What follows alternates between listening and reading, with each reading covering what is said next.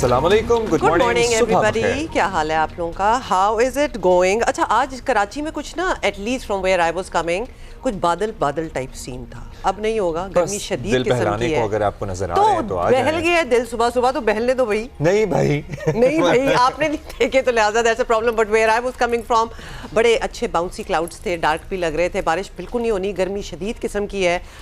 So just saying. और गर्मी जिस मौसम में पड़नी चाहिए उसमें होनी भी चाहिए गर्मी, क्योंकि क्यों ना हो, हमारी फसलें बहुत सारी इस पे डिपेंडेंट होती हैं, हमारी हाइडल पावर इस पे डिपेंडेंट होती है, और बहुत कुछ है जो मौसमों के तगय्युर और तबद्दुल है वो।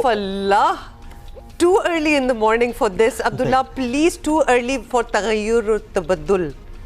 कुछ और इजी कर दो, कर दो इजी कर दो। मौसमों का जो तब्दील होना है वो जिस टाइम पे होता है उस वक्त ही होना चाहिए। यानी हमारी मूड की तो कोई मतलब कोई इंपॉर्टेंस ही नहीं है ना, अहमियत ही नहीं है हमारे मूड की, लेकिन मौसम जो है वो आपके व्हाटएवर के लिए अच्छा हो जाए। अच्छा, anyway, अभी तक मामलात जो हैं कोई पेशरफ्त मेजर सामने नहीं आई है, अटके हुए हैं। अमेरिका और ईरान वाले मामले की हम बात कर रहे हैं, और चूंकि वहाँ मामलात अटके हुए हैं इसीलिए इस्लामाबाद भी अटका हुआ है। सैड। पता है, मैं कल बात कर रही थी कुछ लोगों से, मतलब लिटरली दूध, दही, अंडे, डबल रोटी की कीमतें कितनी बढ़ गई हैं। छोड़े उसके लाले पड़े हुए हैं, चीजें पहुंच ही नहीं रही, डेयरी प्रोडक्ट्स तो कुछ भी नहीं पहुंच रहे।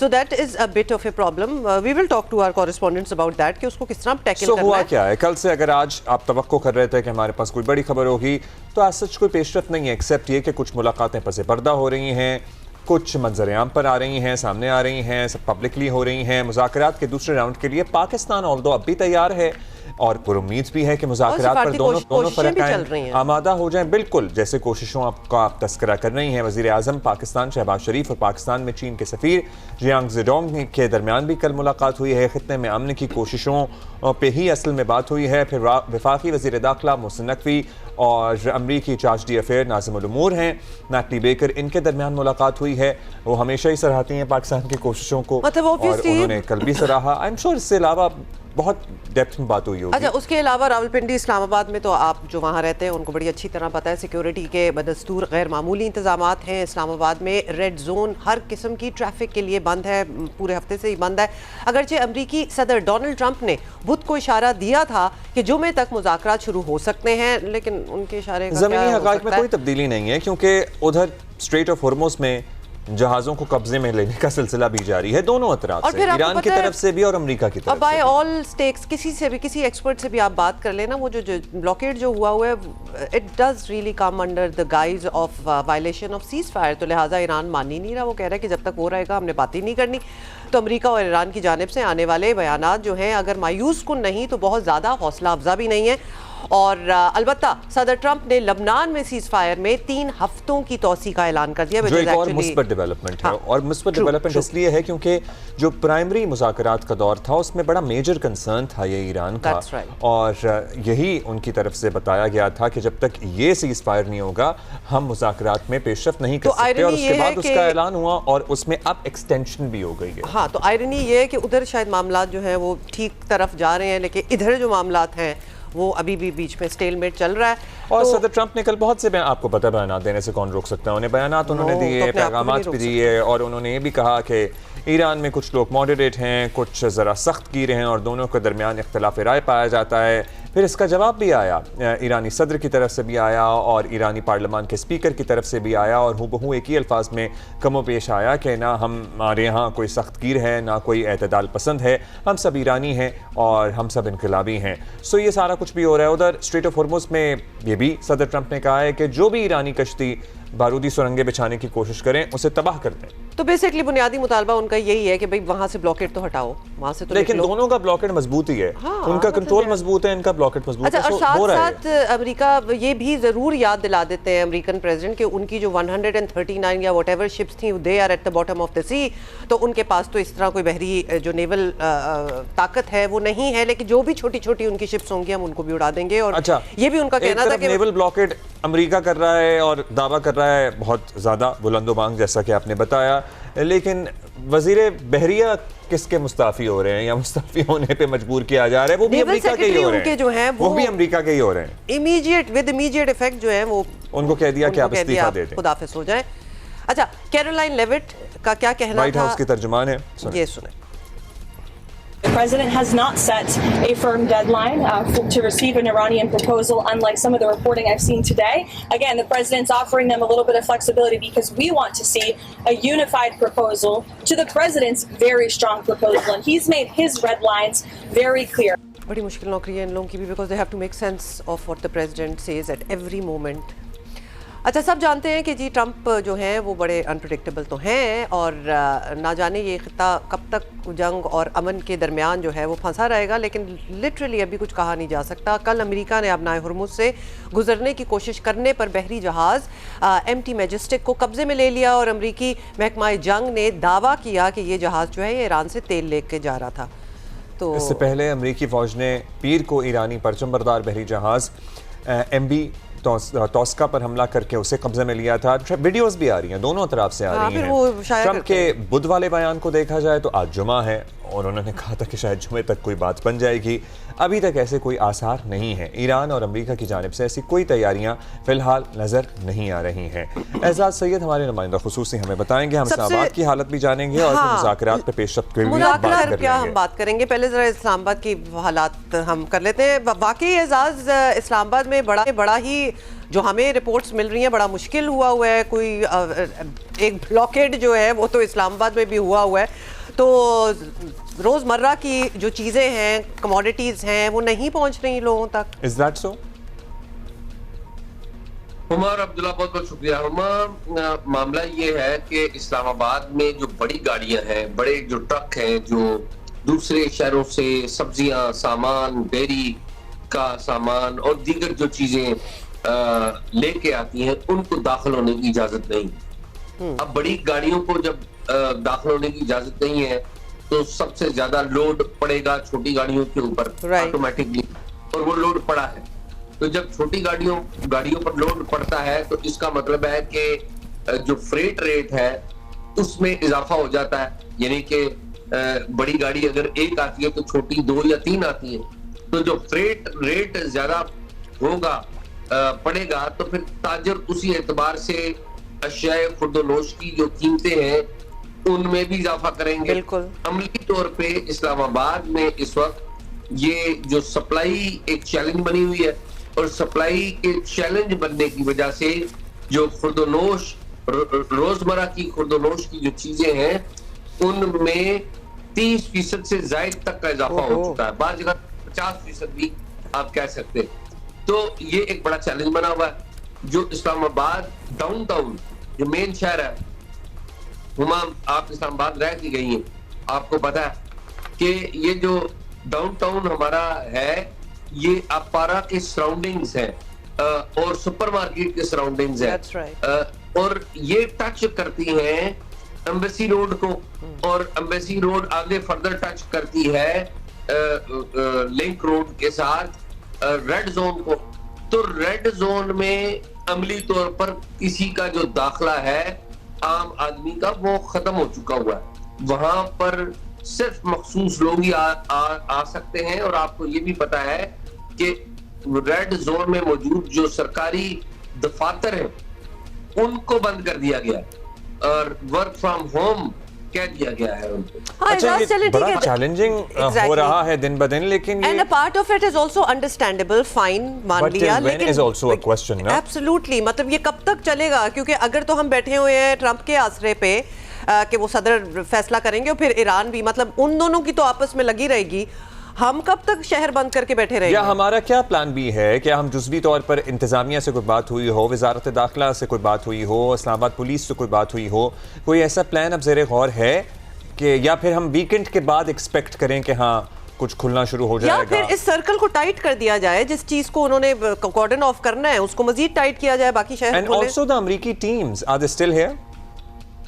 जी अब्दुल्ला, अमेरिकी टीम्स के बारे में कल मैंने चेक किया था। अमेरिकी टीम्स तो इधर ही थी। अभी लेटेस्ट आज की मेरे पास सूरत हाल नहीं है, वो मैं चेक कर लूंगा। लेकिन असल बात यह है कि जो इस्लामाबाद की इंतजामिया है, पुलिस हो गई और जिली इंतजामिया, उनको इस बात का क्लू नहीं है कि ये कब तक जारी रहेगा।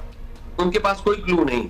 आल्दो के जो इंटीरियर मिनिस्टर है मोहसिन नकवी, वो बड़े अहम हैं। हमने आपकी सारी गुफ्तगू मैं सुनता रहा हूँ, पूरी दुनिया की मीडिया की गुफ्तगू हम देखते भी रहे हैं, रिपोर्ट भी करते रहे हैं ज़ाहिर है जियो के ऊपर।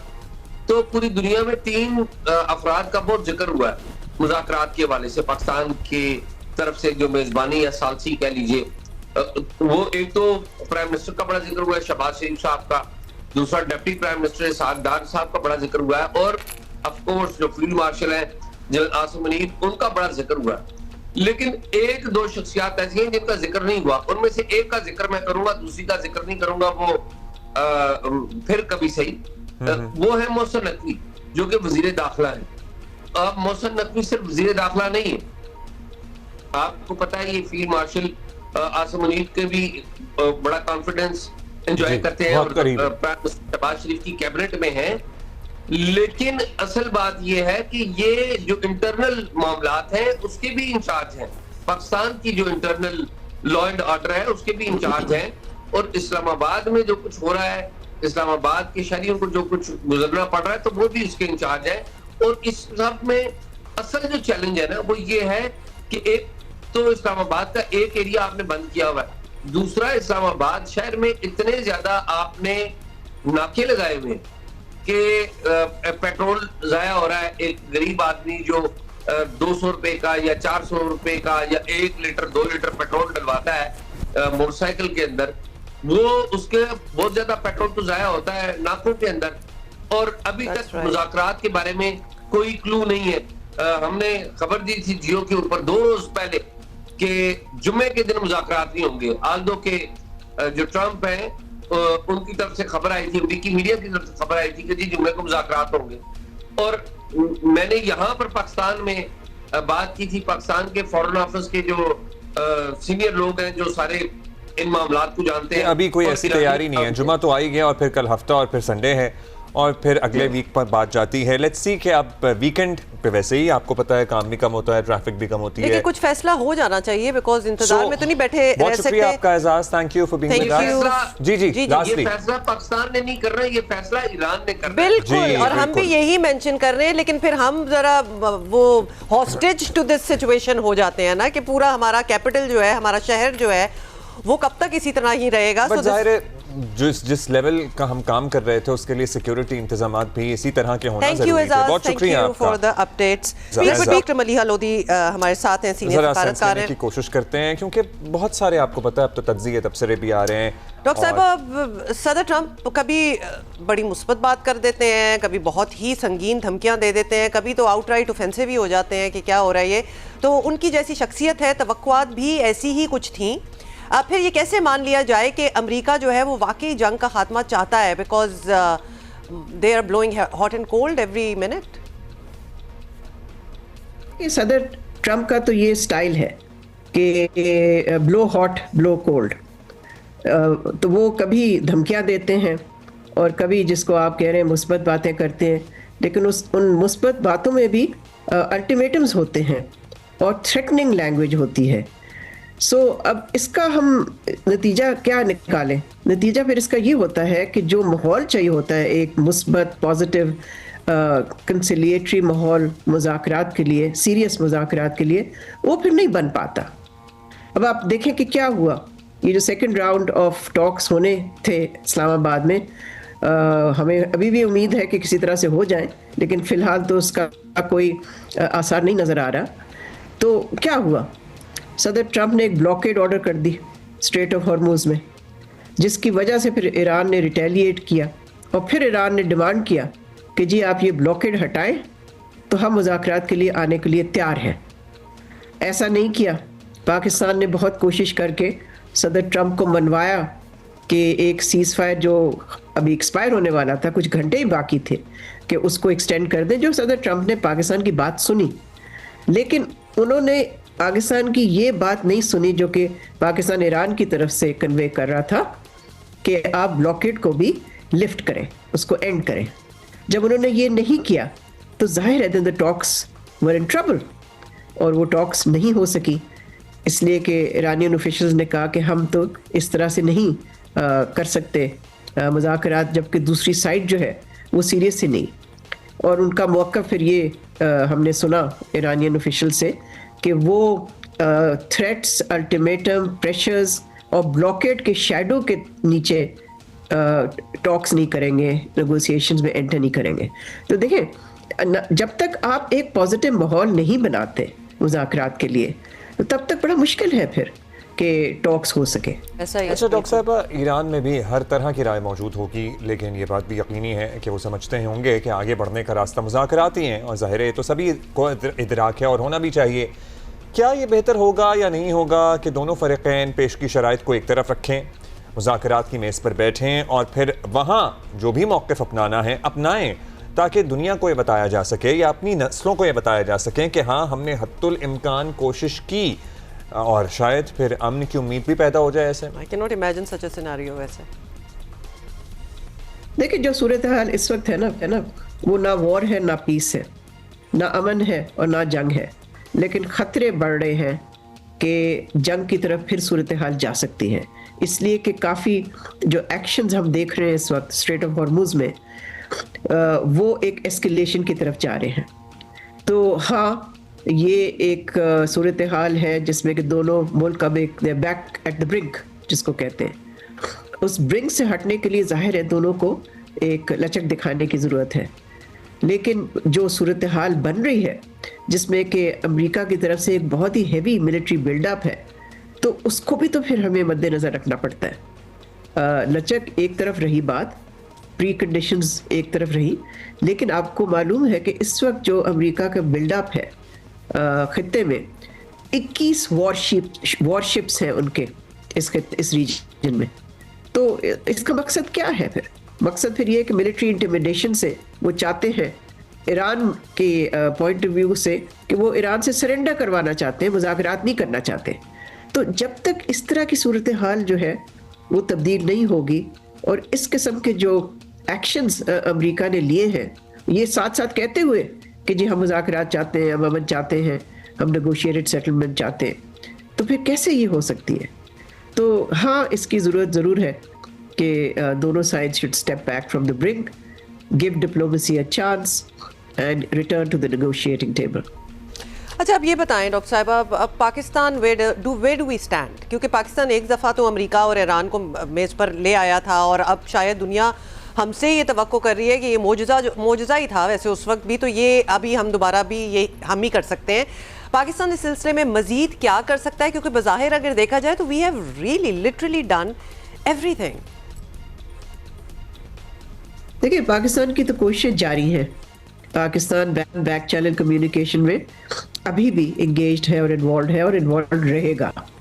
Pakistan is very high stakes in the success of the negotiating the diplomatic process, लेकिन Pakistan cannot change the minds of two जिसको कहते हैं दो फरीक जो है, वो जो भी कुछ करेंगे वो अपने मुफाद के मुताबिक करेंगे।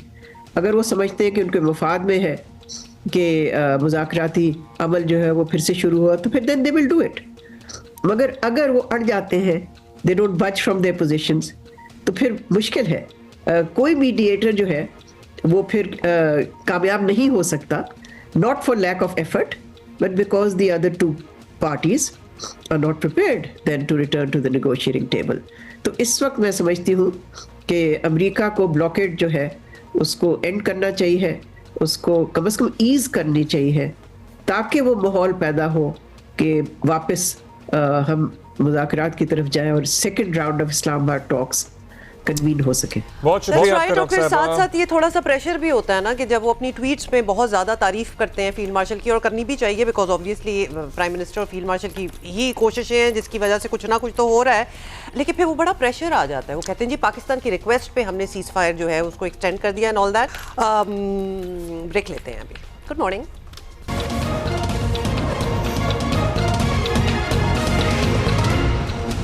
Welcome back. अच्छा, आपको बताएं कि नेपरा की नई सोलर पॉलिसी से मुतालिक तरह तरह की इतलात जो हैं वो फैल रही हैं। ख़ास तौर पर नेपरा की नई लाइसेंस पॉलिसी ने सोलर सार्फिन को उलझन में डाल दिया है। कुछ कंफ्यूजन भी है, काफ़ी कंफ्यूजन वो भी हम क्लियर करेंगे। बुध को खबर सामने आई कि वजारत तवानाई ने मुल्क भर में सोलर सिस्टम लगवाने वाले सार्फिन के लिए नेपरा से लाइसेंस लेना लाजमी करार दिया है। इससे पहले पता क्या होता था? इससे पहले एक सर्टेन लिमिट से अबव, अगर आप जैसे 25 kVA से अबव अगर आप सिस्टम लगा रहे हैं तब आपको लाइसेंस लेना होता था वैसे, और उसकी फीस वगैरह होती थी। वैसे लाइसेंस तो हर एक के पास, इजाजतनामा तो हर एक के पास होता था, नेपरा से आता था, लेकिन उसकी कोई फीस नहीं होती थी।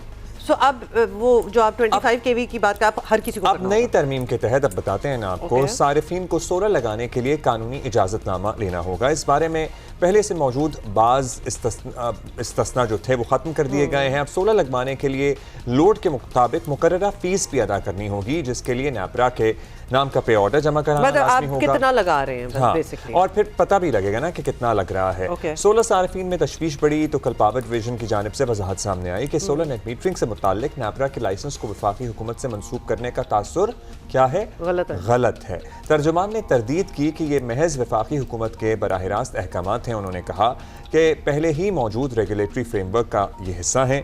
अब सारिफिन परेशान हैं कि जिन लोगों ने अपने तौर पर सोलर सिस्टम लगा रखा है या महदूद सिस्टम लगाने का सोच रहे हैं, क्या उन्हें भी लाइसेंस लेने के लिए नेपरा से रुजू करना पड़ेगा? By the way, hybrid system वालों को या फिर जो बैटरी के ऊपर चलते हैं उनको इसकी ज़रूरत नहीं होगी। मगर अभी तक यही कहा जा रहा है कि नेट मीटरिंग के बजाय हाइब्रिड टेक्नोलॉजी सारिफिन को नेपरा से लाइसेंस लेने की ज़रूरत नहीं है। वैसे इसकी ये तो कॉमन सेंस भी हमें बता देती है कि अगर आपके पास हाइब्रिड सोलर सिस्टम है जिसका ग्रिड से कोई ताल्लुक नहीं है, कोई बिजली एक्सपोर्ट नहीं कर रहे हैं, तो it's your own system then. It is just like जो बैटरी होती है that's expensive. The battery is expensive. Battery is expensive. So most people have those batteries or not? If you have a hybrid system, then a lot of people have it. बहुत से नहीं लगवाते, दिन में अपनी solar energy consume करते हैं या फिर थोड़ा थोड़ा करके इसमें इन्वेस्ट करते हैं। जैसे एक दफ़ा सोलर सिस्टम लगवा लिया, फिर 2-4-5 महीने बाद एक बैटरी ले ली, फिर 2-4-5 महीने बाद एक और बैटरी का स्टैक ले लिया। सो इस तरह भी लोग इन्वेस्ट करते हैं, लेकिन इससे पहले जो लोग ऑलरेडी नेट मीटरिंग पे मौजूद हैं वो तो हैं ही। और ये एक सेविंग है, जाहिर है, जो आप अपने लिए कर रहे हैं फॉर फ्यूचर। सो हम ज़रा इस पे अंडरस्टैंडिंग लेते हैं। सैफुर रहमान साहब हमारे साथ मौजूद हैं। सैफ भाई, बताइएगा आप हमें बेसिक, हमें ज़रा फ्रेमवर्क समझाइए कि क्या कोई तब्दीली आई है तो क्या आई है? जी बिल्कुल अब्दुल्ला, जिस तरह आपने बताया कि जो ऑफ ग्रिड है उसके लिए तो बहुत ज़्यादा मैंने भी देखा कि सोशल मीडिया के ऊपर हर बंदा माहिर बना हुआ है। जो ऑफ ग्रिड है, अगर आपका ग्रिड से ताल्लुक़ नहीं है तो आपको किसी लाइसेंस की ज़रूरत नहीं है। ये तो बहुत ही क्लियर है और ये हमेशा ऐसा हो भी नहीं सकता। सैफ साहब, सॉरी मैं आपको इधर इसलिए रोक रही हूँ क्योंकि हम चाहते हैं कि लोग जो हमें देख रहे हैं वो समझे इस बात को। ना what do you mean by off grid? जी, ऑफ ग्रिड ये है कि एक तो आप नेपरा से लाइसेंस लेते हैं, आप नेशनल ग्रिड में चले जाते हैं, जो बिजली इस्तेमाल करते हैं, बाकी ग्रिड को बेच देते हैं। यानी आपका एक लिंक है ग्रिड के साथ, आपके सिस्टम के साथ, ठीक है जी, मुतल्लिका डिस्कोस के साथ, जिस डिस्ट्रीब्यूशन कंपनी में आप फॉल करते हैं। आपने इससे कोई ताल्लुक़ नहीं रखना। आपने सोलर ख़रीदा और लगाया, प्लेट्स लगाई, और आपका कोई ताल्लुक़ नहीं है सिस्टम के साथ, डिस्को के साथ, किसी भी, वो फेस्को हो, ISCO हो, लेस्को हो या इवन के इलेक्ट्रिक हो। यानी कि वो आपने ख़ुद लगाया है, ख़ुद ही अपनी बिजली यूज़ कर रहे हैं, कोई आप नेशनल ग्रिड को नहीं दे रहे, आपका ताल्लुक़ ही नहीं है, कोई मीटर नहीं लगा हुआ उनका किसी भी डिस्को का। तो इसको हम ऑफ ग्रिड कहते हैं। और बाकी जो ऑन ग्रिड है, जिस तरह आपने अभी जो पूछा है, असल में ये गलत फहमी काफ़ी ज़्यादा आवाम में कल की फैली हुई है। हुआ ये था कि जो हमारी पुरानी पॉलिसी थी उसमें नेपरा ने अमेंडमेंट्स की थी और नेपरा ने 9 फरवरी को 2026 को रेगुलेशंस नए जारी किए थे। उसमें ये कहा गया था कि जो पुराने सार्फिन हैं उनके ऊपर तो कोई तब्दीली नहीं होगी। जो पुराना सिस्टम था, जितने रेट्स पे बिजली ख़रीदते थे नेशनल ग्रिड से, यूनिट के बदले यूनिट वो एक्सचेंज करेंगे, वो सारी की सारी पॉलिसी रहेगी। लेकिन इन रेगुलेशंस में एक और तरमीम ये की गई थी कि पहले ये होता था कि अगर आप नेट मीटरिंग में आते हैं तो आप अगर 25 किलोवाट तक का सिस्टम लगाते हैं तो आपको सिर्फ़ और सिर्फ मुतल्लिका जो डिस्ट्रीब्यूशन कंपनी है, जिस तरह मैंने जिक्र किया, हमारे मुल्क में 10 डिस्ट्रीब्यूशन कंपनी है, 11वीं जो है हमारी के इलेक्ट्रिक भी एक डिस्ट्रीब्यूशन कंपनी में आ जाती है, तो आपको डायरेक्टली वहीं से ही एक क्या नाम है अप्रूवल मिल जाती थी और उसकी फ़ी भी कोई नहीं होती थी, कोई आपको पैसे नहीं देने पड़ते थे। अच्छा, इनमें जो रेगुलेशन में जो तरमीम हुई है, जो नए सार्फिन होंगे, जो प्रोज्यूमर होंगे, वो पहले ये होता था कि नेपरा से 25 किलोवाट से ज़्यादा अगर आपने सोलर सिस्टम लगाना है तो हर किलोवाट के एवज आप 1000 रुपये आपको फ़ी देनी पड़ती थी। सही। यानी कि जो रेगुलेटर था वो सिर्फ 25 मेगावाट से ऊपर की जो आपकी कैपेसिटी थी उसको देखता था। लेकिन अब वो सिस्टम नहीं रहा। अब जो नेपरा है वो जो लोअर देन 25 केवी होंगे, आपने 5 केवी का लगाना है। ज़्यादातर यही लगे हुए हैं हमारे जो डोमेस्टिक सार्फिन के हैं, 5, 4 मतलब 15 तक तो बड़ा कोई जो बड़ी फैमिलीज़ हैं उनके लगा हुआ है। तो जितने भी होंगे जिनको पहले 1000 रुपये पर किलोवाट का नहीं देना पड़ता था, अब उनको भी वो पेमेंट करनी पड़ेगी। वो पेमेंट को परमानेंट नहीं होगी, को हर महीने नहीं होगी। जब आपने वो फैसिलिटी अवेल की है एक मरतबा पूरी ज़िंदगी में देना पड़ेगी। तो 2-3 चीज़ें बहुत ही ज़्यादा जो हमारे ख़ास तौर पर अवाम में देही इलाकों में बहुत फैली हुई हैं कि जी सूरज अल्लाह ताला का है, सिस्टम हमारा है, प्लेटें हमने ख़रीदी, गवर्नमेंट कौन होती है। जो ऑफ ग्रिड जिस तरह मैंने जिक्र किया, आप ख़ुद अपना सिस्टम ख़रीद के लगा सकते हैं। उसके लिए आप किसी भी सार्फ को किसी लाइसेंस की ज़रूरत नहीं है। जो चेंज हुई है वो मैंने बताई है कि पहले 25 किलोवाट से ज़ायद की जो लाइसेंस था वो आपको नेपरा से लेना पड़ता था। ठीक है, ये चीज़ समझ आ गई कि अगर आप 5 केवीए का ऑन ग्रिड सिस्टम लगाएंगे, यानी आप बिजली सिस्टम को बेचेंगे और फिर उनसे जो इजाफी बिजली होगी वो सिस्टम को बेचेंगे और एडजस्ट कराएंगे अपने यूनिट, जिसका भी अब रेट तब्दील हो गया है, तो आपको 5 पे 5000 रुपये वन लाइफ टाइम, मतलब एक दफ़ा जब आप सिस्टम लगाएंगे तो 8 केवीए लगा रहे हैं तो 8000 रुपये आपको एक दफ़ा के पैसे देने होंगे। मतलब बेसिकली हुकूमत की मदद ही हो रही है ना। इस पे रीजन क्या बताई गई है? पहले फीस नहीं थी। हाँ, ये जो पैसे लिए जा रहे हैं ये क्यों लिए जा रहे हैं? इससे क्या कोई काम करते हैं ये उसके एवज में पैसे लिए जा रहे हैं, या एक अनदर सोर्स ऑफ रेवेन्यू है इनका, ये अब इसलिए ये पैसे ले रहे हैं, या डिस्करेज करना चाहते हैं ऑन ग्रिड सिस्टम्स को इसलिए ले रहे हैं? लेकिन अभी तो लिटरली हमारा मुल्क सोलर पे चल रहा है, बचत हुई भी है हमारी थोड़ी बहुत जो दिन में हुई भी है। जी, ख़ास तौर पर आजकल तो बहुत ज़्यादा बचत हुई है दिन के टाइम पे ख़ास तौर पर।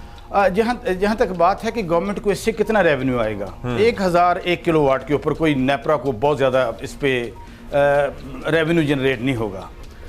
तो इससे आप दूसरा एंगल किसी हद तक हम कह सकते हैं कि एक डिस्करेजमेंट है। और ख़ास तौर पर इन दिनों में, अगर जिन दिनों में ये खबरें फैली हैं, पिछले 10 दिनों में 15 दिनों में गवर्नमेंट की तरफ से या क्या नाम है पावर डिवीज़न की तरफ से कोई नई चीज़ नहीं आई। 9 फरवरी को उन्होंने ये रेगुलेशन जो अमेंडेड थे वो जारी किए और उसके बाद 9 फरवरी को पहले जारी किए, फिर 9 अप्रैल को जारी कर दिए थे। अच्छा, नेपरा को देने का जो ऑब्जेक्टिव है वो ये था कि एक तो नेपरा को कुछ एतराज़ात थे, काफ़ी सार्फिन की शिकायत थी, ख़ास तौर पर के इलेक्ट्रिक के ख़िलाफ़ तो नेपरा ने कई मरतबा एक्शन भी लिया, उनके ख़िलाफ़ तहकीकात भी की। सार्फिन जब मुख्तलिफ हमारी हेयरिंग्स होती थी, कराची के सार्फिन बिलखसूस और बाकी जो डिस्कोस के जो सार्फिन थे और बात वो ये कहते थे कि हमें लाइसेंस नहीं मिलता, तो इसलिए नेपरा ने ये अपने कंट्रोल में ले लिया। अच्छा, ये बताएं, अब आप जो बार बार कह रहे हैं जो ऑफ ग्रिड है उनके लिए तो कोई मसला ही नहीं है, तो वो मतलब हर कोई आसानी से जाके लगा ले जब कोई मसला नहीं है? या फिर हमें बताएं कि ये सोलर प्लेट्स की आजकल क्या प्राइसेस चल रही हैं? इन्वर्टर भी होता है, उसके अंदर बैटरी भी होती है, मतलब क्या क्या चीज़ें ज़रूरी होती हैं और लगभग कितना एक अमाउंट जो है वो आपको देना पड़ेगा अगर आप ऑफ ग्रिड अपना सिस्टम बनाएंगे? एक वक्त ऐसा आया था जब सोलर आप लगवाने जाते थे तो ज़ाहिर टैक्सेस वगैरह एग्जम्प्टेड थे, हुकूमत इनकरेज कर रही थी, सस्ता पड़ रहा था। अब आप जब दोबारा आप कोई कोट लेने जाते हैं तो सोलर वाले कहते हैं कि जी हमारी तो सारी टैक्स छूट खत्म हो गई है और अब हमें दोबारा सोलर के महंगे प्राइसेस कोट करते हैं। ये ज़रा डिफरेंस हमें समझाइएगा। और देखें, यहाँ तक तो कीमतों की बात है। कीमतें इसकी मार्केट में पिछले दिनों में तो काफ़ी कम थी। डेफिनेटली आजकल जो हालात हैं, जिस तरह मुख्तलिफ हमारा फ्यूल महंगा हुआ तो वो भी चीज़ें किसी हद तक महंगी हुई हैं। लेकिन जो मेरी कल भी जो माहिरीन से बात हुई है, गवर्नमेंट जिस तरह के मर्जी रेगुलेशन ले आए, उनमें जैसी भी तरमीम कर दे, जिस चीज़ के ऊपर आजकल काम हो रहा है वो आपकी बैटरी है। जिस दिन बैटरी आ गई, अभी भी तकरीबन वो बैटरी तकरीबन 2 लाख में 2.5 लाख में मतलब जो अच्छी बैटरी मिल जाती है, ज़ाहिर आम लोग ख़रीद नहीं सकते। जिस दिन ये आ गई तो उस दिन मेरा नहीं ख्याल कोई बंदा भी नेशनल ग्रिड के साथ अपना ताल्लुक रखना चाहेगा। उसका इम्पेक्ट क्या आएगा? उसका इम्पेक्ट ये होगा कि बहुत ही जो स्ट्रेटजिक टाइप की जो गवर्नमेंट की जो बिजली यहाँ पर देनी होगी उसको तो गवर्नमेंट चलाएगी मुख्तलिफ अपने सिस्टम्स के तहत। तो आपके जनरेशन से लेके ट्रांसमिशन तक और ट्रांसमिशन से लेके डिस्ट्रीब्यूशन तक सारे के सारे लोग अपना सिस्टम को छोड़ देंगे और उनके पास बैटरी होगी। और इवन के सिस्टम में रहें भी, फॉर एग्जांपल सिस्टम में रहें भी, तो वो आपकी बिजली लेना बंद कर देंगे, बजाय अपनी बिजली वो देंगे सिस्टम। जी आप रात को अपनी बैटरी इस्तेमाल करेंगे तो बेसिकली आप इंडिपेंडेंट हो जाएंगे ना फ्रॉम इट, फिर तो कोई कैपेसिटी liability नहीं है पेमेंट आप। एग्जैक्टली जी बिल्कुल। आप देखें कि जो पहले जो भी इन जो रेगुलेशंस में जो तब्दीली से पहले जो सार्फिन थे, अगर वो बिजली आपको देते थे और जो गवर्नमेंट से लेते थे उनको तो अभी कुछ फ़ायदा है, लेकिन जो नए रेगुलेशंस आए हैं उसमें आप ऐसा किस तरह पॉसिबल होगा कि आप 9 रुपए की बिजली, नहीं रहा 9 रुपए की बिजली जो है वो आपकी हो और 50 रुपए की बिजली आप खरीद रहे 4 यूनिट आप दें और 1 यूनिट उनसे लें। और जो नई पॉलिसी के बाद मुख्तलिफ अफवाहें गर्दिश कर रही थी, हमने सोचा उनको ज़रा डाइसेक्ट करते हैं, आपके सामने रख दें। Hopefully आप किसी भी किस्म का ऑन ग्रिड, यानी कि अगर आप डायरेक्ट अपने सिस्टम से अपना सोलर सिस्टम जोड़ना चाहते हैं तो आपको 1000 रुपये पर KVA के हिसाब से पैसे देने होंगे। लाइसेंस फीस जिसे कहते हैं, ये 1 टाइम लाइसेंस फीस होगी। 5 KVA का ज़्यादातर लोग लगाते हैं, 6 का लगाते हैं, 8 का लगाते हैं, मतलब जो अफोर्ड कर सकते हैं फिर वो 10, 12, 13 और जो अफोर्ड कर सकते हैं फिर वो ऑफ ग्रिड ही रहे और फिर वो इंडिपेंडेंट ही उस पे जाते हैं। सो अगर 5 KVA का आप लगा रहे हैं तो आपको 5000 रुपये इस लाइसेंस फीस की मद में एक दफ़ा देने पड़ेंगे। ब्रेक के बाद हाजिर होते हैं। ब्रेक ले रहे हैं।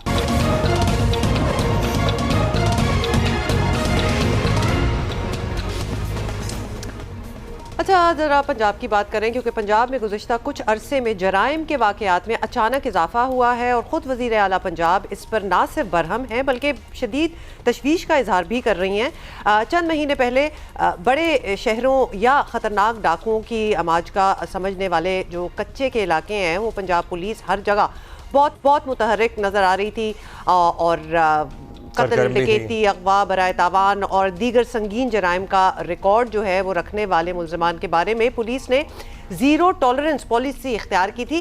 और कुछ स्टैट्स भी आपसे शेयर कर आदाद शुमार के मुताबिक पंजाब में 2024 के मुकाबले में 2025 में 79% इज्तिमाई ज़्यादती के केसेस में कमी आई और वो एक डिटरेंस क्रिएट हुई। इसी तरह 73% कत्ल और 71% डकैती और चोरी के वाक़यात कम हुए। This is more than 50%। अब इस बात को ना सिर्फ अवामी सतह पर पजीराई मिली बल्कि वज़ीर आला पंजाब मरीम नवाज़ खुद इसे सराहती दिखाई दी। उनका दावा था कि पंजाब को क्राइम फ्री हम बना रहे हैं। अच्छा, उस वक्त वो क्या कहती थी, ये जरा सुने। यार ना सुने, आगे चलते हैं। अच्छा, वज़ीर आला पंजाब मरीम नवाज़ जो कल तक पंजाब पुलिस के काम की तारीफ़ कर रही थीं, जराइम बढ़ने पर ना सिर्फ उन्होंने इसका नोटिस लिया है बल्कि आला पुलिस अफसरान का हंगामी इजलास बुलाया, जराइम के वाक़यात की वीडियोस खुद शेयर की और पुलिस अफसरान से आंसर मतलब उन्हें आंसर ठहराया। हेल्ड देम अकाउंटेबल कि ये हो क्या रहा है। तो फरवरी में डस्का में मुबैना तौर पर एक खातून से इज्तिमाई ज़्यादती का वाक़या रिपोर्ट हुआ और इसके अलावा थाना रवात में भी एक खातून को मुबैना तौर पर इज्तिमाई ज़्यादती का निशाना बनाया गया, जबकि गुजरात में डाकुओं को एक शख्स को अवामी मकामात पर लूट लिया गया और इस तरह पंजाब में घरेलू तशद्दुद के वाक़यात में भी काफ़ी इजाफा हुआ। तो मरीम नवाज़ का कहना था पुलिस को हर तरह की सहूलतें जो हैं वो देने और सेफ सिटी के बावजूद जराइम कैसे बढ़े हैं, वैलिड क्वेश्चन कि क्या हो रहा है। वज़ीर आला पंजाब की बरहमी और परेशानी अपनी जगह, मगर अहम बात यह है कि कहीं ना कहीं तो गफलत हो रही है, कुछ ना कुछ तो हो रहा है, वरना एकदम से कैसे स्पाइक आ रहा है। और इस पे हम ज़रा पूछते हैं, अहमद फराज हमारे साथ मौजूद हैं। अहमद, बताइएगा व्हाट हैज़ चेंज्ड, और पर्टिकुलरली क्राइम अगेंस्ट विमेन की बात करें तो वज़ीर आला पंजाब बड़ी पर्टिकुलर हैं। ज़ीरो टॉलरेंस, मतलब वो तो बहुत ज़्यादा उन्होंने बड़े स्ट्रेट और डायरेक्ट इंस्ट्रक्शंस दी हुई हैं अपनी सारी टीम को भी कि she will not tolerate this at all. तो फिर ये क्या हो रहा है आजकल, ये केसेस किस तरह बढ़ रहे हैं?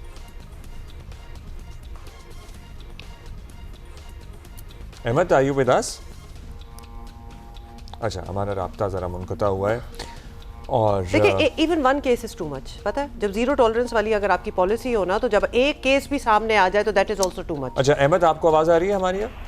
जी बिल्कुल आ रही है बात। जी अहमद बताइएगा वज़ीर आला, अब अभी हम क्राइम अगेंस्ट वुमेन की बात कर लेते हैं। डस्का में भी इज्तिमाई ज़्यादती का केस सामने आया। वज़ीर आला पंजाब की ज़ीरो टॉलरेंस पॉलिसी है, पर्टिकुलरली ख़वातीन के खिलाफ जो जराइम होते हैं उनको लेकर, तो इन वाक़यात के बारे में क्या डिटेल है, कैसे बढ़ रहे हैं ओवरऑल? अगर हम इन वाक़यात की बात करें, क्या बताया है पुलिस अफसरान ने उन्हें? वज़ीर पंजाब ने जो परसों एक इजलास किया है, उन्होंने जो अच्छी खासी जो सर्जरिश की है वो सिर्फ एक सूबाई, एक जिला लेवल पे नहीं बल्कि एक सूबाई लेवल पे की है। और तमाम ब्यूरोक्रेसी वहाँ पे मौजूद थी, आईजी पंजाब वहाँ पे मौजूद थे, तमाम उन्होंने आरपीओस को उन्होंने ऑनलाइन उन्होंने जूम पे लिया हुआ था और तमाम अफसरान को उन्होंने सर्जरिश की है। देखिए जहाँ तक आपका ये सवाल है कि ये जो वाकयात बढ़ रहे हैं क्राइम के, इसमें सबसे ज्यादा जो इश्यूज आ रहे हैं ना, उनका ये कहना था कि जो ऑपरेशन पुलिस है वो सीसीडी के साथ वो तावन नहीं करती, क्योंकि मेन इस पे जो टास्क दिया गया है जिसमें खास तौर पर डिकॉइटी है, किडनैपिंग फॉर रैंसम है, एक्सटॉर्शन है, तो ये जो हीनियस क्राइम है किडनैपिंग फॉर रैंसम में जो ये जो हीनियस क्राइम है, इसका टारगेट जो दिया गया है वो दिया गया है सीसीडी को, और लोकल पुलिस ने जो है उनके साथ ताउन करना छोड़ दिया। खास तौर पर गुजरांवाला पुलिस है और फैसलाबाद पुलिस के बारे में उन्होंने कहा है, शेखपुरा पुलिस के बारे में उन्होंने कहा है, और 2-3 उन्होंने जो है उन्होंने नाम लिए हैं इजला के कि वो सीसीडी के साथ वो ताउन नहीं करते। देखिए जब ये सीसीडी बनी थी तो वज़ीर आला पंजाब ने कैटेगरी लिखा था कि ये जो हीनियस क्राइम होंगी इसकी तफसील जो है वो सीसीडी करेंगे, चाहे वो रेप के हैं, चाहे वो डकैती के हैं, चाहे वो डकैती विद मर्डर के हैं। लेकिन अब उनको देखने में क्या आ रहा है कि ये वाकयात में, और लाहौर पुलिस की जाने से, ऑपरेशन पुलिस की जाने से भी कुछ शिकायत मिली है कि वो सीसीडी के साथ ताबू नहीं करते। जिस तरह आपने देखा होगा कुछ दिन पहले एक बच्ची थी स्कूल से जा रही थी, एक डाकू ने उनसे मोबाइल फोन छीन लिया था, तो इस केस में भी उन्होंने सीसीडी के साथ ताबून नहीं किया, जिस पर वो बहुत नाराज हुई और उनका यही कहना है कि सीसीडी क्योंकि काम कर रही है, उनको टास्क दिया गया है तो तब उसके साथ ताबून करें। लेकिन जहाँ तक क्राइम का ताल्लुक है तो ये खास तौर पर एक वेव जरूर आई है इसकी हीनियस क्राइम की, जिसमें क्राइम बढ़ा है। लेकिन अगर देखा जाए एक साल में जिस तरह मर्डर जो थे वो 2400 होते थे मर्डर, लेकिन वो 2400 से कम होकर अब जो है वो 800 तक आ गए। लेकिन उनमें भी खास तौर पे एनिमिटीज के कुछ अंसर हैं, कुछ जाती दावत के अंसर हैं, कुछ ऐसी वजह। ये मामला सामने आया है, आईजी अफसरान ने उन्हें ये बताया कि CCD basically crime control department जो है, बहुत शुक्रिया आपका अहमद, और पुलिस के दरमियान कुछ कोऑर्डिनेशन की कमी की वजह से इस तरह के वाकयात मोबाइल। चलो अच्छी बात यह है कि इसका नोटिस लिया गया है। और अच्छा अभी हम एक ब्रेक लेंगे और थोड़ी देर में हाजिर होंगे।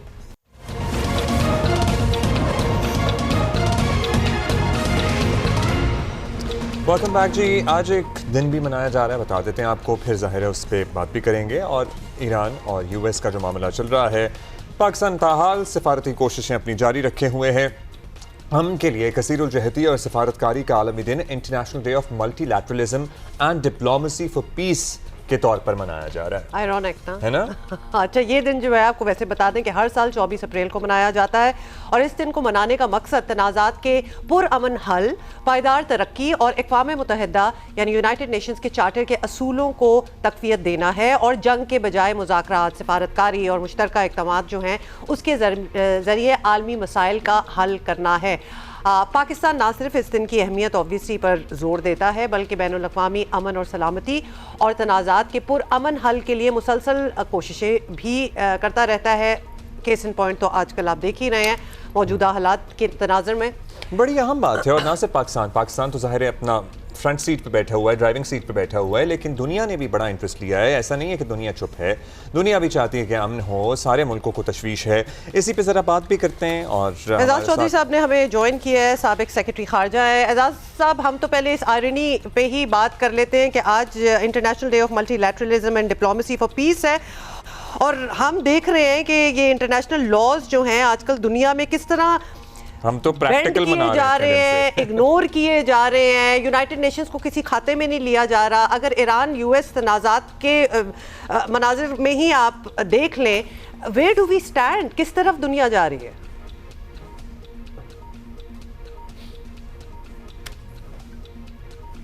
है? और ताकत का इस्तेमाल, और वो भी गैर कानूनी और बेजा इस्तेमाल एक आम रविश बन जाए तो का मामला है। लेकिन ये सिर्फ इस वक्त हो रहा है जिन अमेरिका की तरफ से ज्यादा ये मामला चल रहा है, दूसरी तरफ कुछ ऐसे भी हैं जिस तरह एशिया से, खुसूसन चीन से आवाजें उठ रही हैं कि मल्टीलैटरलिज्म को वापस लेकर आया जाए। उन्होंने बहुत सारे इनिशिएटिव दिए हैं, आपके इल्म में होगा, ग्लोबल सिक्योरिटी इनिशिएटिव है, ग्लोबल सिविलाइजेशन इनिशिएटिव है। वो सारे ये कह रहे हैं कि जो अक़वाम मुत्तहिदा के चार्टर के असूल थे वो बड़े ज़रूरी असूल हैं, उनको दोबारा लेकर आए। उनमें सबसे जो बुनियादी असूल है वो ये है कि एक दूसरे की सॉवरेनिटी और टेरिटोरियल इंटेग्रिटी की इज्जत करना और उसको कायम रखना।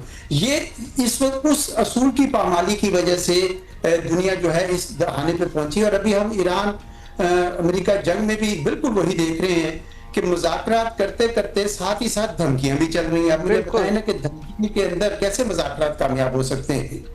तो कुछ हम कोई ऐसा यानी मल्टीलैटरलिज्म की तरफ वापस जाते देख तो नहीं रहे, लेकिन आवाजें शुक्र है कुछ उठ भी रही। अच्छा, अब ये बताइएगा एजाज साहब, बहुत सारी आपको बताया आवाज़ें आ रही हैं जहां ये कहा जाता है कि ईरान के अंदर इत्तफाक राय का फुकतान है, मतलब उनकी यहाँ एक इस्टेब्लिशमेंट है उनकी और फिर उनकी सिविलियन गवर्नमेंट है और उनके दरमियान कुछ है इख्तलाफ की खबरें जो सामने आ रही थी। सदर ट्रंप ने भी उसका जिक्र किया और फिर ईरानी क़यादत ने उसकी तरदीद की।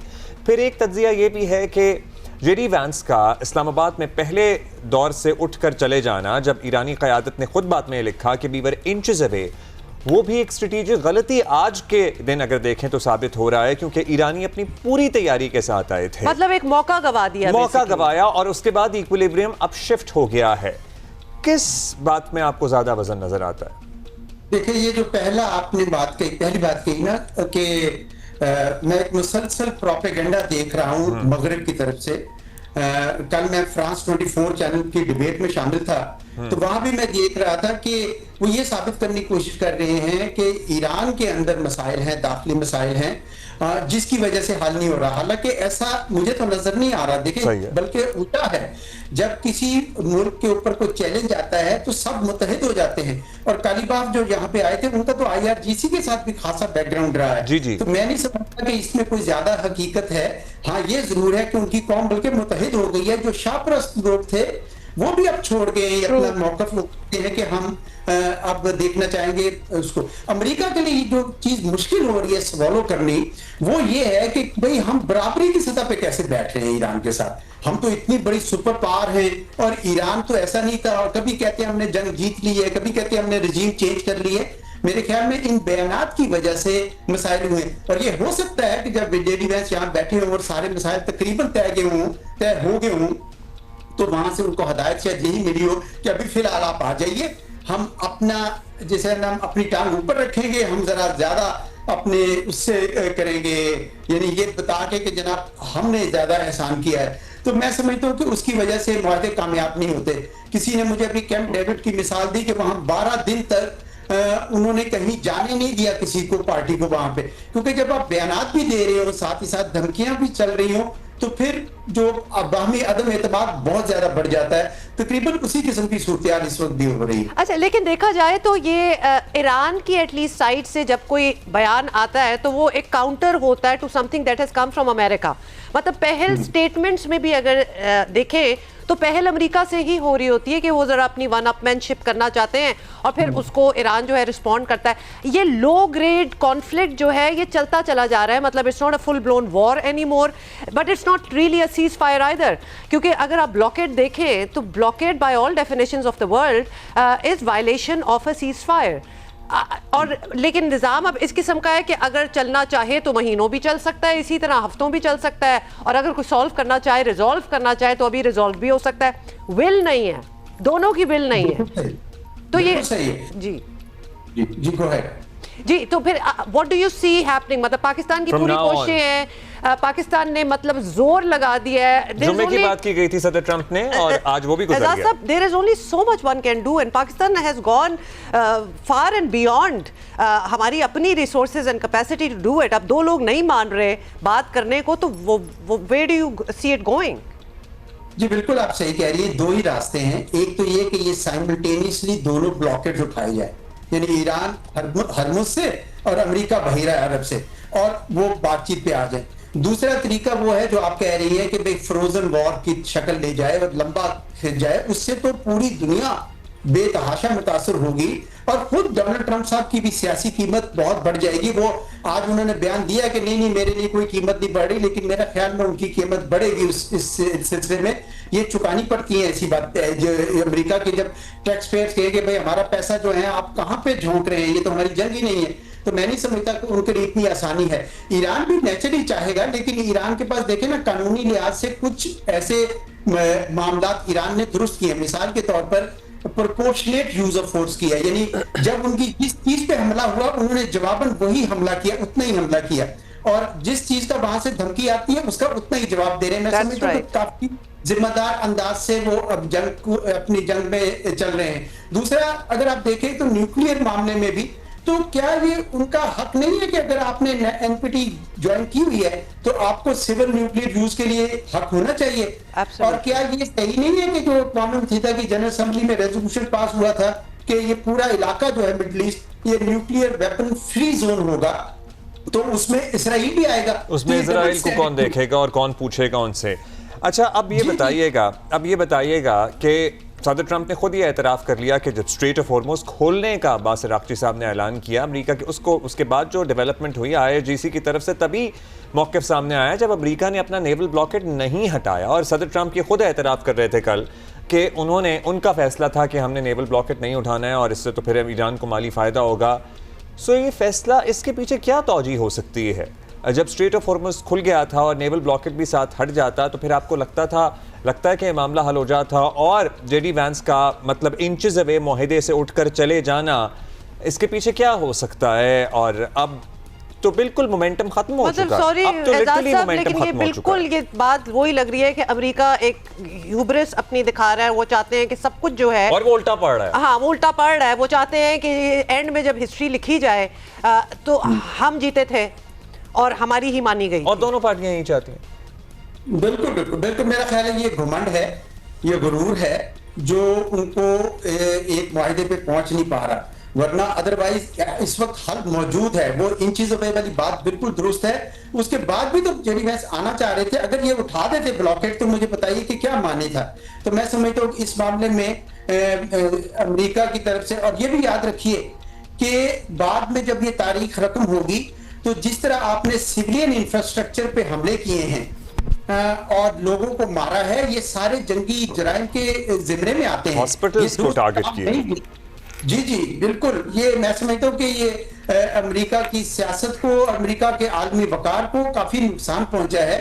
इनके लिए बेहतर होता कि वो मुआहदा कर लेते, क्योंकि इनकी फिर भी इज्जत जो है कम बच जाती, बिल्कुल इनका अपर हैंड हो जाता। अच्छा, फाइनली ये भी बता दें सर कि ये मतलब एक जो बोन ऑफ कंटेंशन बीच में थी in the first round of talks के लबनान का जिक्र नहीं हो रहा था, और फिर उसके साथ बातचीत इजराइल लबनान की भी पीस टॉक्स में। नाउ द आयरनी इज कि वो अपना सीज फायर एक्सटेंड कर रहे हैं उधर, और यहाँ ओरिजिनल जो बात स्टार्ट हुई थी ईरान वाले मामले की वो अभी तक लटकी हुई है।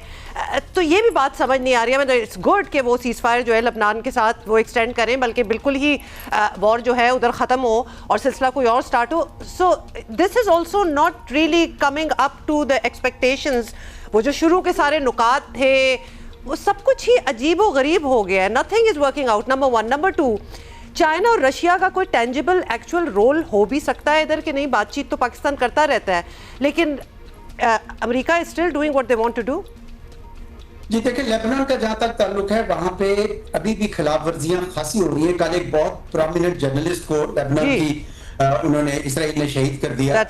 तो वो सीज फायर है भी और नहीं भी, लेकिन जो इधर सीज फायर है मेरे ख्याल में वो तकरीबन इनडेफिनेटली एक्सटेंड हो गया है।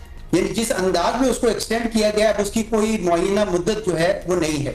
अच्छा, चीन और रूस का जो आप कह रही है, रूस को तो देखिए इसमें दिलचस्पी है, वो तो उनका अपना तेल भी बिक रहा है, उनके लिए मामला बेहतर हो रहे हैं। लेकिन जो चीन है, चीन ये देख रहा है कि अमेरिका चूंकि धंसा हुआ है इस जंग के अंदर और उसका आदमी वकार और साख गिर रही है, तो चले गिरने दे, और दर पर दर यकीनन वो ईरान को मदद कर रहे होंगे। और ये भी याद रखिए कि चीन की अपना एक टाइम टेबल है ग्रोथ का, जिसके अंदर वो किसी तरह दूर बार की जगह नहीं लेते। 14 उनके बॉर्डर्स हैं, यानी नेबर्स हैं, लेकिन सिवाय इंडिया के उन्होंने किसी के साथ कोई झगड़ा भी नहीं लिया है। तो चीन की अपनी एक पॉलिसी है, वो उसके हिसाब से चलते हैं। और ना ही वो बड़कबाजी में यकीन रखते हैं कि भाई ऊंचा बोल बोल के बात करें। वो बड़े आराम से चल रहे हैं, क्योंकि उनकी असल जो जंग है वो एशिया के अंदर है, ताइवान है, दूसरे साउथ चाइना सी है, इसलिए वो मेरे ख्याल में बहुत तेजी से या खुलकर ऊपर नहीं आ रहे। अच्छा, अभी हम क्या एक्सपेक्ट करें वैसे? अभी यही सूरत हाल रहेगी, कंफ्यूजन, स्टेलमेट कहें, क्या कहें हम? या आपको लगता है कि अब ओवर द वीकेंड कुछ डेवलपमेंट हो सकती है? नहीं जी, स्टेलमेट है। मेरा तो ख्याल में कि पाकिस्तानी सरकार को, हुकूमत को ये कह देना चाहिए उनको कि जनाब हम तैयार हैं जिस वक्त आप तैयार होंगे, और ये अभी फिलहाल ये लॉकडाउन वगैरह थोड़ा इजी कर दें ताकि आवाम जो है वो आ जा सके और उनको कोई मसला ना हो। ये बात सही नहीं है, क्योंकि हमारी आवाम में भी आवाजें उठनी शुरू हो गई है। बहुत शुक्रिया आपका एजाज चौधरी साहब। लेट्स सी, वीकेंड तक, प्रॉब्ली संडे तक शायद कोई सिलसिले में फैसला हो। अगर तो ना डेवलपमेंट हुई अगले 2 दिन, तो फिर तो पता नहीं कभी डेवलपमेंट होगी। हाँ, और जो वही हम कह रहे थे ना, एजाज सैयद हमारे जो कॉरेस्पॉन्डेंट है, पिछले घंटे में उनसे भी बात कर रहे थे। आई मीन ये पूरा सर्कल ऑफ सिक्योरिटी जो एकदम की हुई है, उसको जरा उस सर्कल को टाइट कर दें, और बाकी शहर जो है वो कुछ ना कुछ तो सोचना ही पड़ेगा। अच्छा जी, मूविंग ऑन। जैसे जैसे जी 10 मई जो है उसका नाकाबिले फरामोश और यादगार दिन नज़दीक आ रहा है, ऑपरेशन बनियानुल मरसूस की शानदार और तारीखी कामयाबी की यादें भी ताज़ा होती जा रही हैं, और पाकिस्तान में खुशी और फातेहाना जज्बात हैं, और पाक फ़ौज ने मार्का हक की कामयाबी को 1 साल मुकम्मल होने पर हम हैं बनियानुल मरसूस के नगमे का टीज़र जारी किया है, जिसमें मार्का हक के दौरान फौजी जवानों की जुर्रत, बहादुरी, दुश्मन पर तारी हैबत को नुमाया अंदाज में पेश किया गया है। पाकिस्तान में जोशो जज्बा है, और सरहद पार शर्मिंदगी, हजीमत, पछतावा, और आजकल और भी ज्यादा। और बड़ा पता है हो जाता है, जो पाकिस्तान ने टेक ऑफ किया है आफ्टर द May 25, वो लिटरली हम खुद ऑर्केस्ट्रेट भी करते ना तो ना कर पाते लेकिन जब आप हक पे हो और आप की लड़ाई और जंग जो है वो बिल्कुल सही हो, तो then things just work out for you. और आपने इंडिया को देखा ही है, मतलब they have suffered a series of unfortunate events of their own doing, so things didn't really work out for them, except a few songs from the films that they made against Pakistan. हाँ, अच्छा, और जाहिर है पाकिस्तान की निस्बत भारत में आवाज़ें भी सुनिए, ज़रा टीज़र दिखा रहे हैं, ज़बरदस्त वैसे जज्बा ज़रा जवान हो जाता है इस तरह के नगमे सुन के। ऑपरेशन बनियानुल मरसूस के बाद से दुनिया भर में पाकिस्तान की इज़्ज़त व वक़ार में इजाफा हुआ है, जबकि भारत के नाम नहाद जो आपको पता है प्रोपेगेंडा है, वो खाक में मिल गया है। 1 साल होने को आया है, लेकिन भारत अब भी तस्लीम करने को तैयार नहीं है। ये आगे बढ़ने का वाहिद रास्ता, हम तो आज भी यही कह रहे हैं कि अमन ही है। Claiming that Rafale has been down, can you clarify on that? You know, we are in a combat scenario, and losses are a part of combat. As for the details, what could have been, how many numbers did we lose? At this time, I would not like to comment on that. If I comment on anything, it will only be advantage adversary. अच्छा sir, obviously उस वक्त तो आप बिल्कुल comment नहीं कर सकते थे, और अभी भी नहीं कमेंट कर सकते। ये क्लिप जो था ये पिछले साल का हम आपको दिखा रहे थे, because they were just speechless. लेकिन आप ना करें, सदर ट्रंप ने तो इस पे बार-बार कमेंट किया, एक दफा नहीं दर्जनों बार कमेंट किया, तो और उसके बाद 1 साल गुजर गया, आप अभी तक कमेंट नहीं कर सके, क्योंकि you knew that you were wrong. लेकिन अमेरिकी और सदर कर रहे थे ना बार-बार, किस्म के अमेरिकी सदर जो कर रहे थे, हां वो तो बता रहे थे, उन्होंने भी कल परसों भी कहा, तफवीज़ की हुई थी शायद इन्होंने, कि आप वो खुद ही बता दें। अच्छा, डॉक्टर कमर चीमा ने हमें ज्वाइन किया है, माहिर सिक्योरिटी अमूर हैं। डॉक्टर साहब, पहलगाम ड्रामे को, अब I am sorry that was a drama, को 1 साल हो गया है, और उसके बाद इंडिया ने जो भुगता, जिस तरह दुनिया में रुसवा हुआ, उसके बाद क्या हम ये कह सकते हैं कि हमारे खित्ते में अब बैलेंस ऑफ पावर बदल चुका है? जी बिल्कुल, जारी बात है। आपको पता है कि भारत की फ़ौज जो कि तकरीबन $80 अरब का दिफाई बजट था, दुनिया के तमाम मुल्कों से वो दिफाई इक्विपमेंट खरीदते थे, राफेल थे, S-400 थे, इजराइल से मिलिट्री हार्डवेयर खरीदता, और उन बड़े कॉन्फिडेंट थे। आपको याद होगा नरेंद्र मोदी जब पाकिस्तान ने 2019 में उनके जब 2 जहाज़ गिराए तो कहते थे हमने राफेल को बड़ा मिस किया। तो अभी जब राफेल उनके पास था तो पाकिस्तान ने राफेल भी जारी बात है डिस्ट्रॉय कर दिए। सो जारी बात है इस खित्ते के अंदर बैलेंस ऑफ पावर चेंज हो चुका है।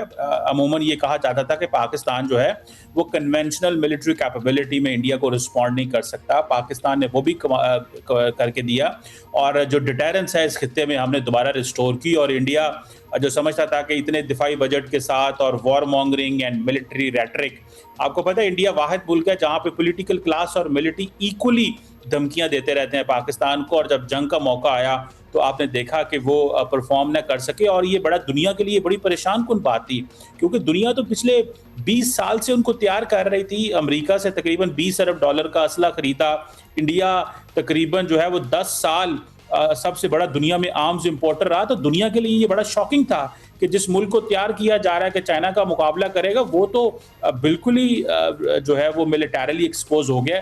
तो जाहिर बात है इस सारी प्रोसेस ने नरेंद्र मोदी, उनकी फौज और इंडियन जो अवाम है, उनका कॉन्फिडेंस भी खराब हुआ और वो बुरी तरह एक्सपोज भी हुआ। और उनको बढ़िया ये भी शायद समझ आ गई होगी that you can buy all the hardware you want but you can not by that जज्बा, मतलब वो हिम्मत और वो जज्बा आप नहीं खरीद सकते। स्किल, ट्रेनिंग, वो सब ट्रेनिंग का भी फर्क है हुमा। सो जंगी मैदान में से ये भी बताते हैं, शिकस्त खाने के बाद भारत ने हमारे मगरबी बॉर्डर से साजिशें आपको पता ही है तेज़ करने की कोशिश की।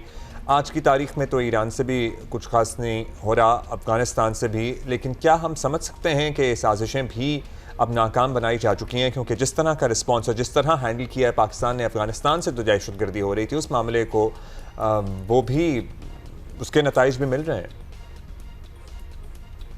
देखिए, आपको पता है कि इंडिया जब एक कॉस्टली जंग लड़ता है पाकिस्तान के साथ तो ग्लोबली एक्सपोज होता है, और कॉस्टली जंग जो है वो आप देखते हैं कि कन्वेंशनल मिलिट्री डोमेन में है, तो उनके लिए ज़्यादा इजी ये रहता है कि वो सस्ती जंग लड़ें। और सस्ती जंग क्या है कि आप नॉन स्टेट एक्टर्स को फंडिंग करें, और नॉन स्टेट एक्टर्स तो आपको पता है अवेलेबल हैं, वो TTP भी अवेलेबल है, BLA भी अवेलेबल है। फिर आपने देखा होगा कि अफगानिस्तान के अंदर इंडिया को एक कंप्लीट एक्सेस दी गई है, और आपने रिसेंटली ये भी महसूस किया होगा कि कोई भी अफगानिस्तान का मिनिस्टर जो है वो इंडिया का दौरा करता है तो वो 6-7 दिन से कम नहीं करता।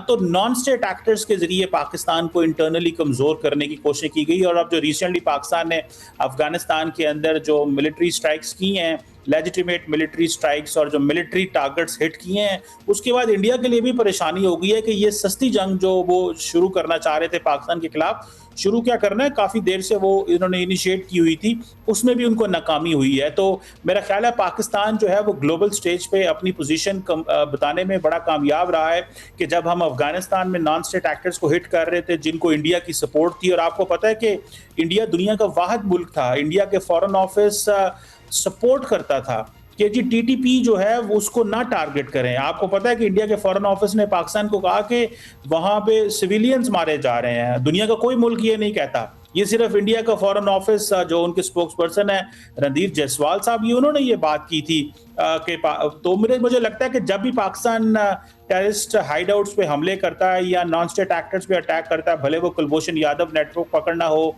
भले अफगानिस्तान या बलोचिस्तान के अंदर कोई इस तरह की कार्रवाइयाँ होती हैं, तो वो समझते हैं कि उनके लिए दुनिया में वो यही पाकिस्तान का इमेज देना रखना चाहते हैं जी कि पाकिस्तान दहशतगर्दों से लड़ रहा है और पाकिस्तान की पोजीशन कमज़ोर है, और ये ऑप्टिक्स वो दुनिया को दिखाना चाहते हैं। लेकिन पाकिस्तान जो है वो हर दफ़ा इसमें कामयाब हो रहा है, इस सेंस में कि हम ने एक्सपोज किया है कि ये नॉन स्टेट एक्टर्स को स्टेट एक्टर्स की सपोर्ट हासिल है।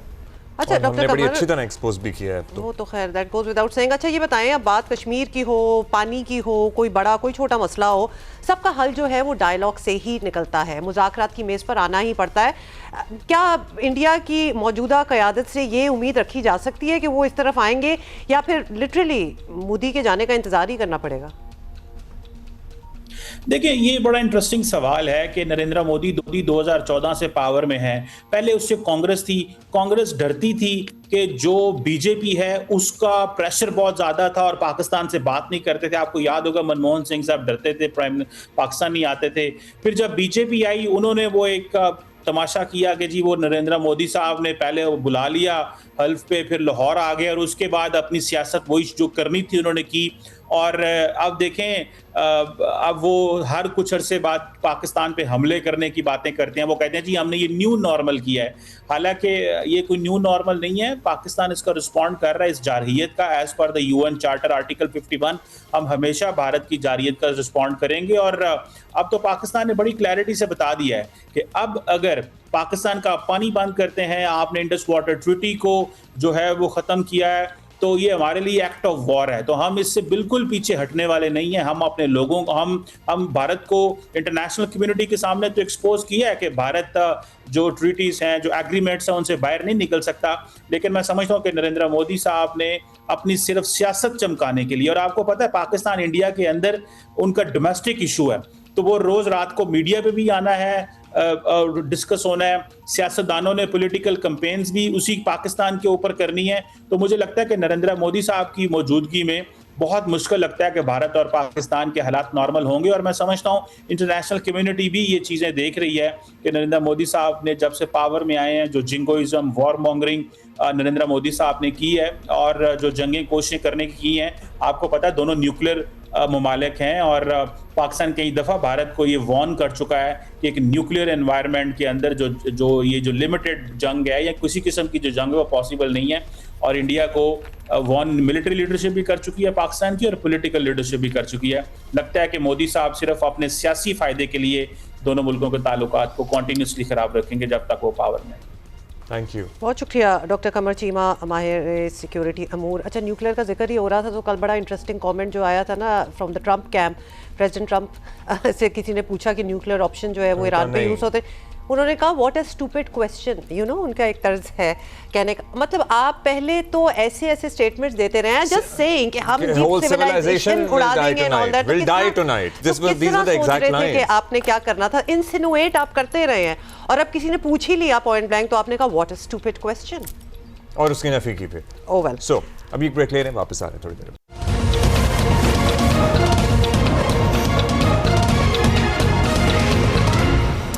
मौतबार जी, कल भी ज़बरदस्त धुआंधार बैटिंग में भरपूर मैच हुआ है, और पाकिस्तान सुपर लीग 11 में कल के सनसनीखेज मुकाबले के बाद कराची किंग्स ने लाहौर कलंदर को 5 विकेटों से हराया है। लाहौर के बॉलर्स पहाड़ जितने हदफ का दिफा नहीं कर सके, और कराची किंग्स के खुशदिल शाह ने एक्चुअली बिल्कुल पासा पलटा फिर मैच का, और उन्होंने नाकाबिले यकीन बैटिंग का मुजाहिरा किया, और शाहीन अफरीदी के 18वें ओवर में 23 रन समेटे, और हारिस रऊफ के ओवर में उनका बैट रन उगल रहा था। खुशदिल शाह ने सिर्फ 14 गेंदों पर 5 छक्कों और 2 चौकों की मदद से 44 रन की नाकाबिले शिकस्त इनिंग खेली, और टीम को 8 गेंदें पहले ही फतह दिला दी। और खुशदिल वो हैं बाय द वे जो हमारी टीम के साथ रहे और खिलाए नहीं जाते थे, और फिर बगैर खिलाए ड्रॉप भी हो गए। उन्होंने दिखा दिया कि व्हाट यू ड्रॉप्ड। लाहौर कलंदर से पहले खेले हुए, अच्छा कल दूसरा मैच भी हुआ है, और पिंडीज पहला मैच जीते हैं भाई, रावलपिंडीज पहला मैच जीते हैं, सो या congratulations to them as well. और जीते हैं 2 अगेंस्ट इस्लामाबाद। राशिद लतीफ़ हमारे साथ मौजूद हैं, और हमारे साथ मौजूद हैं सिकंदर बख्त भी, जो कि अब से कुछ देर पहले तरबूज नोश कर रहे थे। And why did we have to mention that? क्योंकि आपको चाहिए था। मुझे भूख लग रही है। ये जेलसी है, ये जेलसी है। बिल्कुल सिकंदर, आप सही कह रहे हैं। तुम्हें भी तरबूज खाना है, मैं सुबह कल भिजवाता हूँ। अच्छा ठंडा था। Yes, चाहते भी हम ये थे। Thank you.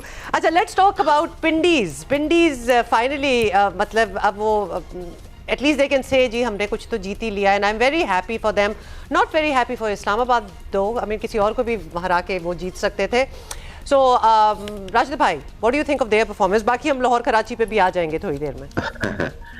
पिंडी के जीते थे इस्लामाबाद यूनाइटेड के जो थे, ये 3 मैचेस बाकी थे कल मैच से पहले, और वो तीनों जीत के वो नंबर 2 पोजीशन पे आ सकते थे, और वो उनके लिए बहुत अच्छा होता। अभी भी चांसेस हैं, लेकिन शायद इतने ज्यादा नहीं है। 2 मैचेस बाकी हैं, और मुल्तान 12 पॉइंट्स से ऊपर है। एक ये उनको लॉस हुआ है, और तो भी थी कल से भाई ने भी शायद कहा था कि शायद पिंडी आज जीत जाए, और पिंडी के लिए अच्छा हुआ क्योंकि आमिर और आसिफ अफरीदी अच्छी बॉलिंग कर रहे थे, और डैरल मिचेल ने अच्छी बैटिंग की। रिजवान कल मैन ऑफ द मैच हुआ है। कुछ पॉजिटिव रहे आखिर में जाते जाते। अब आप एक और मैच रह गया उसका, लेकिन ये कि अच्छी परफॉर्मेंसेज नहीं रही थ्रू आउट द टूर्नामेंट। एक पिंडीज की, कराची किंग्स की भी, लेकिन कल कराची किंग्स जीत गई, और कोयटा ग्लेडिएटर्स, ये ऐसी टीम है जो कि 2 टीम तो ऐसी हैं जो कि पास्ट 10 ईयर से खेल रही हैं, लेकिन अच्छी परफॉर्मेंस नहीं हुई। पिंडी के लिए पॉजिटिव साइन यही है कि जाते जाते एक मैच जीतो, और आखिरी मैच भी जीत जाते हैं तो ठीक है, फिर नेक्स्ट ईयर नए प्लान से आएंगे। अच्छा, ये जो विजुअल आप देख रहे हैं आमिर, कल जो रिवायती एग्रेशन होता है फास्ट बॉलर का, वो भी रंग नजर आ रहा था उनका, और फहीम के साथ उनकी जरा गर्मा गर्मी भी हुई, So did you देखो, get a पकड़ के chance वो to? लेके भी जा रहे हैं उधर, फाइन भी हुआ, फाइन मतलब भी ये हुआ। ठीक ठाक हो गई, फिर माफी जी मांगी। राशिद भाई, कल कलर में नजर आ रहे थे। बॉलर एग्रेशन होता है, लेकिन मैंने पास में भी यही देखा है कि कई मैचेस स्पेशली कभी रिएक्ट नहीं करते। कोई ना कोई बात होगी फास्ट बॉलर या तो पुरानी राइवलरी होगी दोनों की, जिसकी वजह से पूरा सीन तो नजर नहीं आया, लेकिन मुझे लगता है सिकंदर को पता है सीन पूरा। जी सिकू, नहीं देखो, जो मैंने देखा था ना उसके अंदर वो आमिर उमूमन आउट करने के बाद कुछ कहते हैं, तो मेरा जो एज अ बॉलर जो मेरा कॉन्सेप्ट ये है कि अगर आपने जब बॉलिंग करा रहे होते हो ना, जब बॉलिंग करा जब उस वक्त आप बातें करें, जितनी करना है करें, मगर आउट करने के बाद फिर अलग हो जाए, तो फिर वहां पे जो है ना कहानी खत्म हो जाती है। या आप बात करते रहे कहीं और निकल जाए, आप उसके चेहरे पे जाकर या उसकी तरफ इशारा करके अगर आप कुछ कहते हैं कि मैं तुम्हें ये तुम्हारी ये खाना मांगू था, तो फिर वो जरा गलत हो जाता है। तो वो उसी कल मैं यही सोच रहा था कि इन दोनों के ऊपर कुछ ना कुछ होना चाहिए था। वो हो गया। और इसलिए कि नहीं देखिए, इसलिए कि दोनों हैं सीनियर प्लेयर, बहुत ही सीनियर प्लेयर है, साथ हाँ, रहते हैं, बिल्कुल। हमेशा साथ खेला है, तो ये एक गलत इम्पैक्ट पड़ता है, गलत इंप्रेशन पड़ता है, गलत लेसन जाता है टू द यंगस्टर्स। एक्चुअली बिल्कुल सिकंदर, आप बात सही कर रहे हैं, इसीलिए थोड़ा सा शॉकिंग इसलिए लगा था, गर्मा गर्मी तो हो जाती है, but they are season players, मतलब ये कौन से कोई नए नए आए हैं जिनको अभी अपने इमोशंस को कंट्रोल नहीं करना आ रहा। अच्छा, कई दफा हो जाता है इस तरह, तो Got it, अच्छा, got it, दूसरा चलिए, ठीक है। खुशदिल, हीट ऑफ द मोमेंट ये छोटी छोटी चीजें ये चलती रहे। अच्छा चलिए, we'll let it go. Sikandar बताइएगा, कल लाहौर कराची का मैच हुआ, खुशदिल ने ज़ाहिर है कराची को जिता दिया, उन्होंने धुआंधार बैटिंग की। What did not work for Lahore Qalandar yesterday?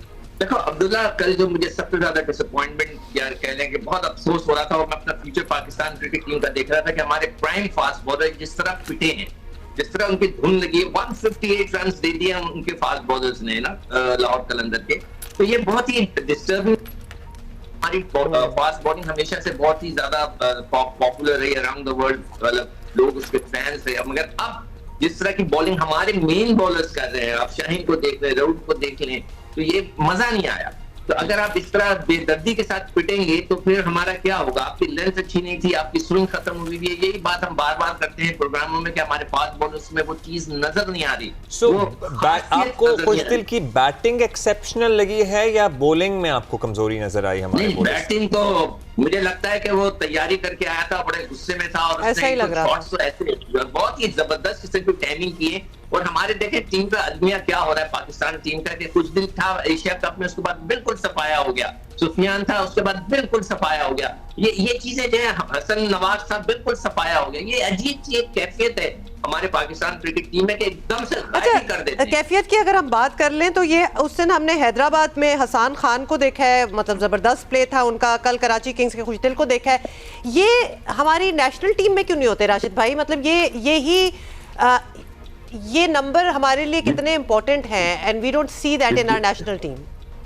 जिनको मारना होता है ना वो हमारी टीम में ही होते हैं, मतलब यही है सारा, क्योंकि ये जो बॉलर है वो दूसरी टीम में थोड़ी खेल रहे होते हैं। तो इन्हीं को जैसे बात की, शाहीन की बात की या हारिस की बात की है, ये तो हमारी टीम में होता है, हम कैसे मारेंगे इनको? तो ये एक फैक्टर मेन है हमारा। तो लेकिन खुशदिल शाह की बात करूँ ना, बहुत अच्छी बैटिंग की, लेफ्ट हैंडर को उनको प्रॉब्लम होती है, पहले तो वर्मा के खिलाफ प्रॉब्लम हुई थी, उनको अभिषेक के खिलाफ, दोनों बॉलर को प्रॉब्लम होती है लेफ्ट हैंडर। कल डेविड वार्नर हो या मोइन अली हो या खुशदिल, तीनों लेफ्ट हैंडर थे, और मोइन अली, और आखिर में तो इन्होंने तकरीबन चंद बॉल के ऊपर, खुशदिल ने 9 बॉल पे 37 रन किए, लास्ट में 5 छक्के 6 छक्के मार दिए उन्होंने। जी। तो इनको लेफ्ट हैंडर पे एंगल पे शायद इश्यूज हैं, और एक दफा नहीं हुआ, 12 दफा हुआ है कि ये लेफ्ट हैंडर से बहुत मार खाई है। शाहीन का रिवर्स स्विंग भी हो रहा, थोड़ा सा वो एंगल बनाते हैं, वो बैट पे ही आती है। राइट हैंडर के लिए दोनों ने बड़ी अच्छी बॉलिंग की है थ्रू आउट द टूर्नामेंट, अगर हम देखते हैं, बल्कि कल के मैच में भी राइट हैंडर को प्रॉब्लम हो रही थी। इत्तेफाक है, शायद मैं ऐसे देख रहा था मैच के लेफ्ट हैंडर को उनको प्रॉब्लम होगी। अच्छा, ओके, गॉट इट। आज by the way points table का वैसे ही आपको बता देंगे। Thank you. Hyderabad versus Islamabad match है, और पॉइंट्स टेबल पे पहले 3 बता दें, पेशावर, मुल्तान, इस्लामाबाद, बाकी तो हैं ही हैं। अच्छा, ब्रेक ले रहे हैं, वापस आ रहे हैं, जल्दी आ रहे हैं।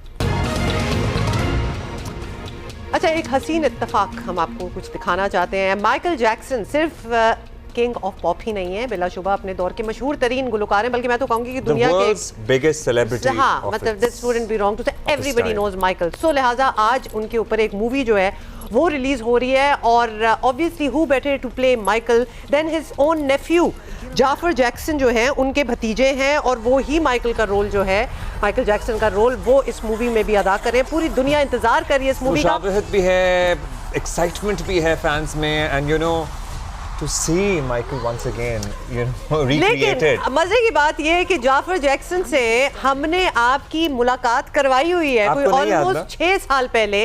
वो हमारे शो पे यहाँ पाकिस्तान आए हुए थे, हमने उन्हें जियो पाकिस्तान पे बुलाया था, और देखें आपको याद कराते हैं। When people meet you, is there a curiosity? Because Michael Jackson, as you must have noticed, is huge in Pakistan still. We loved him, we still love him, we listen to his music. We have memories with his music as well, you know, from the past. So tell us something about him and your family. Yes, of course. Growing up as a kid, I always used to watch his tour performances, just sitting in front of the TV as I was 3-4 years old, just trying to impersonate his dance moves. Of course. So of course he's definitely inspired me since I was a young age, and just seeing his ability to work so hard and accomplish all the things he accomplished has been very inspiring and incredible for me to see. And then you already have a superstar in your family. Is it like too much pressure, or is it like an inspiration that all the kids in the family want to be like him? How was it like when you were growing up in the same family? It's definitely inspiration, and some people can look at it as pressure, but for me, in my mind, I don't think of it in that way, because that'll block me in certain ways of creativity. That's right. So yeah, Jafar was doing music when we हाँ, तब जब वो आए हुए थे, और फिर obviously हमने कहा मौका हाथ से नहीं जाना चाहिए, क्योंकि लग रहा था तब भी कि कुछ ना कुछ कर ही लेंगे। और फिर मूवी जो है वो होगी आज रिलीज, और YouTube पे बाय द वे पूरा इंटरव्यू पड़ा हुआ है, if you want to go watch it. और मूवी तो हम सारे ही देखेंगे, मतलब माइकल तो फैन है हम अभी तक। We're going to see you Monday, inshallah. Have a great weekend. Bye.